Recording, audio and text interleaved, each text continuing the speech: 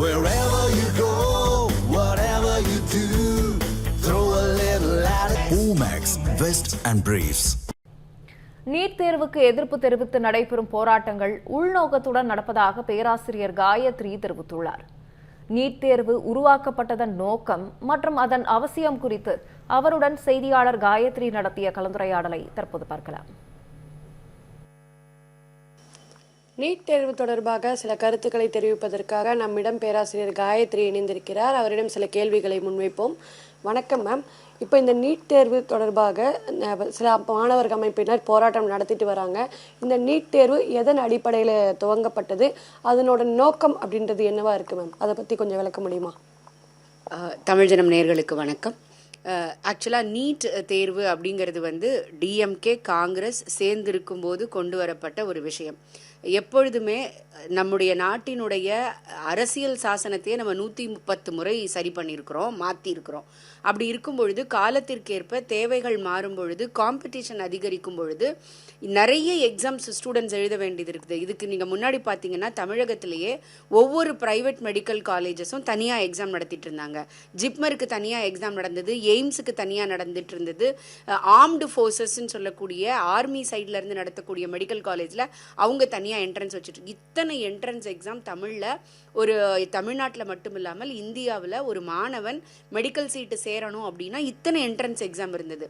அதை மாற்றுவதற்காக இந்தியா முழுமையும் ஒரே ஒரு தேர்வு எழுதினா இந்தியாவில் இருக்கக்கூடிய எந்த மெடிக்கல் காலேஜில் வேணால் சேருவதற்குரிய வாய்ப்பு ஒரு மாணவனுக்கு கிடைக்கணும் அப்படிங்கிறதுக்காக கொண்டு வரப்பட்டது தான் இந்த நீட். இது டிஎம்கே காங்கிரஸ் கொண்டு வந்திருந்தால் கூட இது நல்லது தான். நாங்கள் வாடன்னா அடிப்போன்ற கேட்டகரி கிடையாது.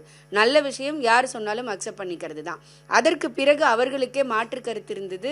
கோர்ட்டுக்கு போகிறாங்க. கோர்ட்டு இது கண்டிப்பாக வைக்கணும்னு சொல்லி இன்னைக்கு கோர்ட்டினுடைய அறிவுறுத்தலின் பேரில் தொடர்ந்து நீட் நடக்குது. ஆனால் தமிழ்நாட்டில் இது கிடைச்ச பலன் என்னன்னு நீங்க பாத்தீங்கன்னா, தமிழ்நாட்டில் 76 மெடிக்கல் இன்ஸ்டிடியூட்ஸ் மொத்தம் இருக்குது. அதில் 35 தான் கவர்மெண்ட்டு, மிச்சது ப்ரைவேட் அண்ட் டீம்டு யூனிவர்சிட்டிஸ். இது உங்களுக்கே நல்லா தெரியும். தமிழ்நாட்டில் இந்த 35 தவிர மித்தது எல்லாம் யார் நடத்திக்கிட்டு இருக்காங்கன்னு.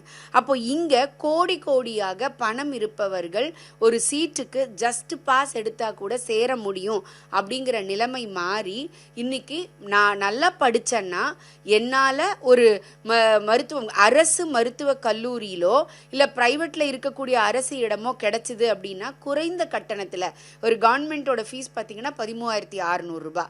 அதே இது நீங்கள் ப்ரைவேட் மெடிக்கல் காலேஜஸ்ன்னு எடுத்துக்கிட்டிங்கன்னா மேக்ஸிமம் ஃபீஸே 4 lakhs rupees. ஒரு எஜுகேஷன் லோன் போட்டால் 4 வருஷம் 5 வருஷம் படித்து முடிச்சுட்டு அவர்களால் அதை திரும்ப கட்டிட முடியும். இவ்வளவு பெரிய வாய்ப்புகளை இந்த நீட் கொடுத்துருக்கு. இதுதான் இந்த நீட் ஆரம்பித்ததோட பின்னணி. இந்த நீட் போராட்டங்கள் அப்படின்றது பிரதமருக்கு எதிராகவும் அதே போன்ற மத்திய அரசுக்கு எதிராகவும் மாறி இருக்கிறத பார்க்க முடியுது. இதுல ஏதாவது ஒரு உள்நோக்கம் இருக்கு அப்படின்னு நினைக்கிறீங்களா?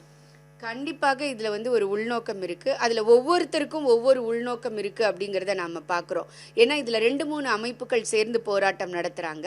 ஒன்று காக்ரோச் பார்ட்டி நடத்துது, இன்னொன்று வாங்சுக் தலைமையில் இருக்கிறவங்க நடத்துகிறாங்க. அதை காங்கிரஸ், கம்யூனிஸ்ட் இவங்க எல்லாரும் அதுக்கு கை கோர்த்துக்கிறாங்கன்னு பார்க்குறோம்.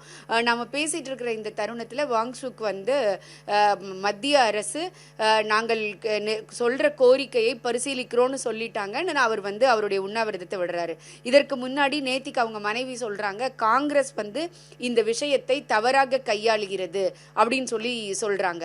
அதே தான் காக்ரோச் பார்ட்டி பண்ணிட்டு இருக்கிறது. பிகாஸ் அந்த அபிஜித் திப்கே இன்னைக்கு எங்க போனாருன்னு நீங்க பார்க்கணும். அது எப்படி கரெக்டா ஒவ்வொரு முறையும் பார்லிமெண்ட் கூடும்பொழுது மட்டும் இதே போல ஏதாவது ஒரு பிரச்சனையை அவர்கள் கையில் எடுக்கிறார்கள். அது விவசாயிகள் போராட்டமாக இருக்கலாம், இல்லை இன்னைக்கு நீட்டாக இருக்கலாம், இல்லை இதுக்கு முந்தி பெகசஸா இருக்கலாம், ரஃபேல் ஊழலாக இருக்கலாம். இப்படி ஏதோ ஒரு பெயரை சொல்லிக்கொண்டு, அதுக்கு முன்னாடி ஒரு தடவை பார்த்தீங்கன்னா அதானி அவர்களை யூஎஸ்ல இருக்கக்கூடிய ஒரு ரிப்போர்ட்டிங் ஏஜென்சி தப்பா சொல்லியிருக்கிறாங்க, அதை ப்ரூவ் பண்ணணும் அப்படின்னு சொல்லிட்டு சொன்னாங்க. ஸோ இப்படி ஏதாவது ஒரு காரணத்தை சொல்லி பார்லிமெண்ட் நடக்கிறதை தடுப்பதற்கும் இந்த மக்களுக்கு ஒரு நலத்திட்டம் போய் தடுப்பதிலையும் இந்த அரசு எதிர்கட்சிகள் சேர்ந்து வெளிநாட்டு சதியோட சேர்ந்து கூட்டிருக்கோ அப்படின்னு சொல்லக்கூடிய அளவிற்கு இன்னைக்கு அதிர்ச்சிகரமான தகவல்களை நியூஸ் ரிப்போர்ட்டிங் சொல்றாங்க. இந்த நோக்கம் வந்து அதாவது ஃபேர் நீட் கேட்கறது நியாயமானது, அதை யார் நடத்துகிறார்களோ அதை பொறுத்து இங்கு அதோடைய கண்ணோட்டம் மாறுகிறது. எப்படி ஜல்லிக்கட்டு கடைசி நாளில் கலவரமாக போனதோ, ஸ்டெர்லைட்டுக்கு எதிராக ஒரு கூட்டம் அமைதியா போராடிக்கிட்டு இருக்கும்போது எப்படி வந்து இந்த அரசியல்வாதிகளும் கலைஞர்கள்ன்ற பேரும் போனாங்க, கடைசியா அடிபட்டது பொதுஜனம். இதுதான் இங்க நடக்கக்கூடிய விஷயமாக நான் பார்க்குறேன். இதற்கு பின்னாடி மிகப்பெரிய இன்டர்நேஷனல் கான்ஸ்பிரசி இருக்குன்னு நான் திடமா நம்புறேன். இந்த மாணவர்களின் போராட்டம் என்பது நேர்மையான தேர்வை கேட்பது என்பது சரிதான் என்றும் பலவித கண்ணோட்டங்களுடன் மேலும் இந்த போராட்டங்கள் அரசியல் நோக்கத்துடன் செயல்படுவது ஏற்றுக்கொள்ள முடியாத வகையில் இருப்பதாகவே கல்வியாளர்களின் கருத்தாக இருக்கிறது.